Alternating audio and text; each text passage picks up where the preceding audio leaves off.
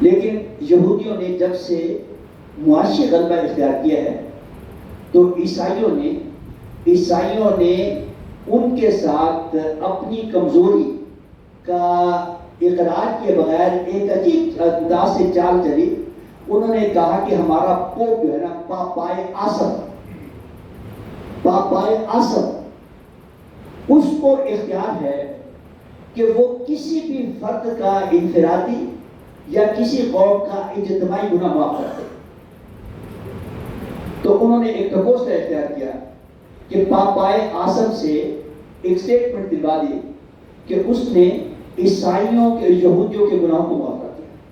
وہ جو بھی کہا نا انہوں نے حضرت عیسیٰ علیہ السلام کے بارے میں، اور جو کچھ کہا میں کہتا ہوں کہ وہ زبان سے دہرانا ایک کمزور ایمان کے شخص کے لیے بھی مشکل ہے، کیونکہ حضرت اللہ رب العالمین نے حضرت عیسیٰ علیہ السلام کو بن باپ کے پیدا کیا تھا. ہم تو مانتے ہیں، ہم مانتے ہیں. اللہ نے فرمایا کہ ہم نے عیسیٰ علیہ السلام کی ایسی تکلیف فرمائی جیسے حضرت آدم کی تھی، ان کو ماں باپ کے پیدا کیا تھا. 3 افراد ایسے ہیں، 3 افراد، باقی پوری کائنات کے جتنے بھی افراد ہیں مرد و زن، وہ مرد و زن کے اختلاط سے پیدا ہوتے ہیں، وہ جائز ہو یا ناجائز. 3 افراد اس سے مبرہ ہیں. ایک حضرت آدم علیہ السلام ہے، ایک حضرت اماں حوا سلام اللہ علیہ ہے، اور ایک حضرت عیسیٰ علیہ السلام ہے. یہ ایکسیپشنز میں آتے ہیں. ایکسیپشن کہتے ہیں ایکسیپشن لائز ایوری ویئر. یہ ایکسیپشن میں ہے، استثناء میں ہے. حضرت آدم علیہ السلام کو ماں باپ کے پیدا کیا، حضرت اماں حوا کو بھی اس پروسیس کے بغیر پیدا کیا، اور حضرت عیسیٰ علیہ السلام کو بھی. مگر یہودیوں نے ان پر حضرت بی بی مریم پر آپ بس صرف تصور کر سکتے ہیں کہ اس حوالے سے کیا کیا گاند اچھالا ہوگا.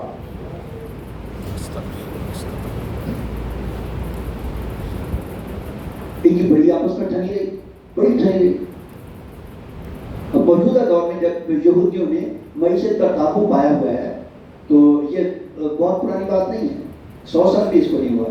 مجھے ایگزیکٹ سمجھ یاد نہیں ہے جس میں یہ پوپ نے پاپائے اعظم نے اسٹیٹمنٹ دی کہ اس نے اپنا اختیار استعمال کرتے ہوئے یہودیوں کے گناہوں کو معاف کر دیا. چلو چکے. لیکن یہودیوں نے آج تک حضرت عیسیٰ علیہ السلام کو رب العالمین کا نبی اور رسول نہیں مانا.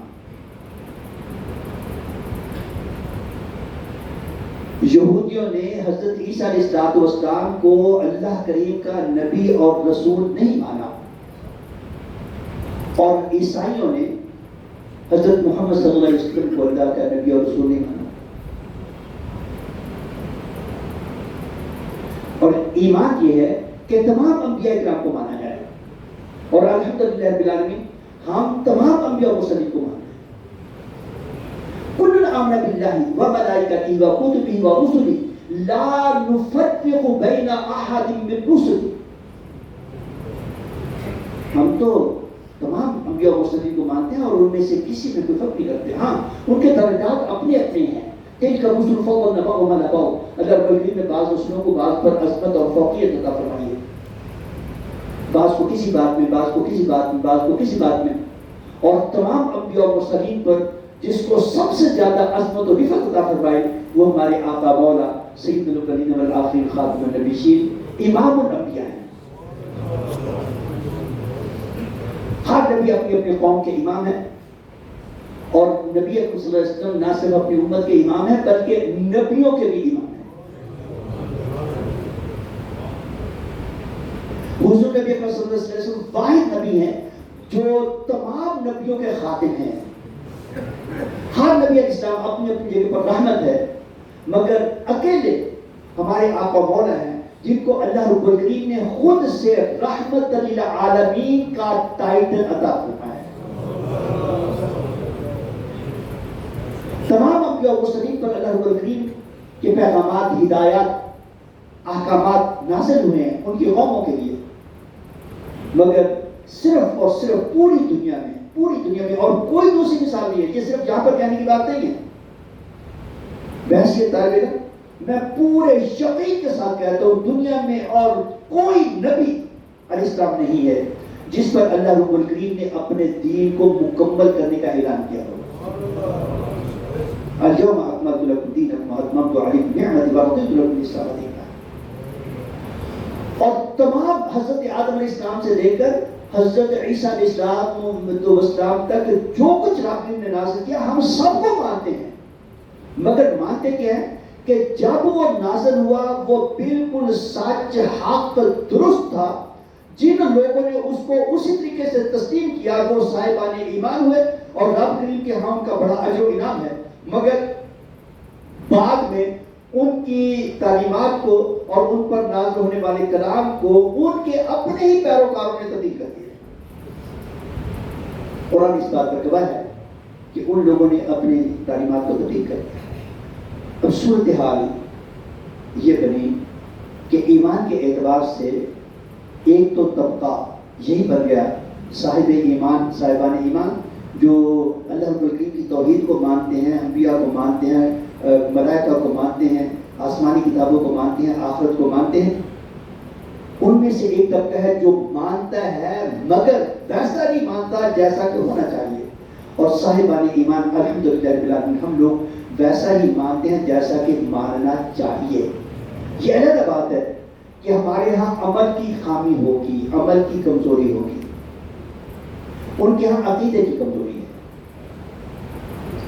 ان کے ہاں ایمان کی کمزوری ہے. نہ صرف رب کے پیغام کو نہیں مانتے بلکہ انبیاء کرام کو بھی سب کو نہیں مانتے. پک اینڈ چوز کرتے ہیں, جس کو جہاں مانا جس کو جہاں انکار کرتے ہیں. ہم الحمدللہ رب العالمین ہمیں بھلے نبیوں کے نام معلوم نہ ہوں مگر ہمارا ایمان ہے کہ جتنے بھی رب نے نبی نازل فرمائے مبعوث فرمائے وہ سارے کے سارے حق سچ تھے, وہ اللہ رب الکریم کے متفق تھے. کوئی نبی اپنے طور پر دعویٰ نہیں کرتا. اللہ یجتبی الیہ من یشاء ویہدی الیہ من ینیب. رب نے جس سے چاہتا ہے چنتا ہے, جس سے چاہتا ہے چنتا ہے. وہ اس کا اپنا معیار ہے. نہ مال ہے, نہ دولت ہے, نہ شہرت ہے, نہ عزت ہے, نہ قبیلہ ہے, نہ قد و قامت ہے, نہ علم و ہنر ہے. اس کا اپنا معیار ہے. حضور نبی اکرم صلی اللہ علیہ وسلم پر بھی اعتراض کیا تھا لوگوں نے کہ جناب رب کریم نے اگر نبی بنانا تھا تو فلاں فلاں کو بنا دیتا. اللہ یجتبی الیہ من یشاء, اللہ جسے چاہتا ہے. اور ہم مانتے ہیں کہ سارے نبی اپنے اپنے وقت پر حق تھے, سچ تھے. اب اگر کوئی کہے کہ جناب مانتے آپ سب کو ہیں مگر عمل ان کی تعلیمات پر کیوں نہیں کرتے؟ بھائی ہم مانتے سب کو ہیں مگر رب کریم نے خود سے سید الاولین والآخرین خاتم النبیین کو مبعوث کیا اور فرمایا کہ ان پر ہم نے اپنا دین مکمل کیا ہے. اور حضور نبی اکرم صلی اللہ علیہ وسلم کے بارے میں یہ بھی فرمایا کہ لقد کان لکم فی رسول اللہ اسوۃ حسنہ. ہم نے ان کی سیرت طیبہ کو, ان کے جو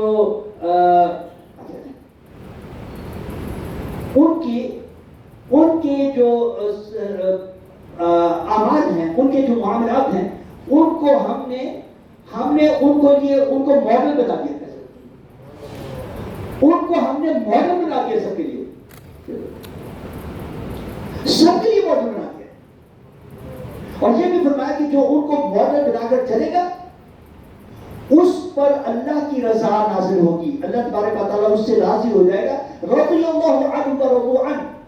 بلکہ نہ صرف اللہ راضی ہوگا, ان کو اتنا نوازا جائے گا کہ وہ بھی اللہ سے راضی ہو جائے گے. اس وقت بہت ساری باتیں ہیں کرنے کی. ایمان کے مد مقابل ایک چیز کفر ہے, انکار, ٹوٹل انکار, ٹوٹل انکار. ہر دور میں ایسے لوگ رہے ہیں جنہوں نے ٹوٹل انکار کیا, جن میں فرعون ہیں, فرعون, نمرود, حامان, شداد, ابو جہل جیسے لوگ, یہ ٹوٹل انکار کرتے. اور کچھ لوگ ایسے رہے ہیں جو چڑھتے سورج کے پجاری میں کہا جاتا ہے جڑا جن کے بولے نام, وہ قرآن پاک میں ان کو منافق کہا. مگر دور حاضر میں آج میرا بہت سارا وقت اس بات پر لگا. میں نے جو یا ایھا الذین آمنوا کے الفاظ ہے نا, ایک الہی مسئلہ استعمال میں اس کو اپنے ایک دوست کے ساتھ بیٹھ کر کر کے اس پر ریسرچ کرنی ہے، یہ دیکھنا ہے کہ ان میں سے کتنے الفاظ ہیں، کتنی جگہ پر اللہ رب الکریم نے اہل ایمان کو یہود و نصارہ اور کفار سے بچنے کے لیے یا ان کے مد مقابل تیاری کے لیے حکم دیا ہے۔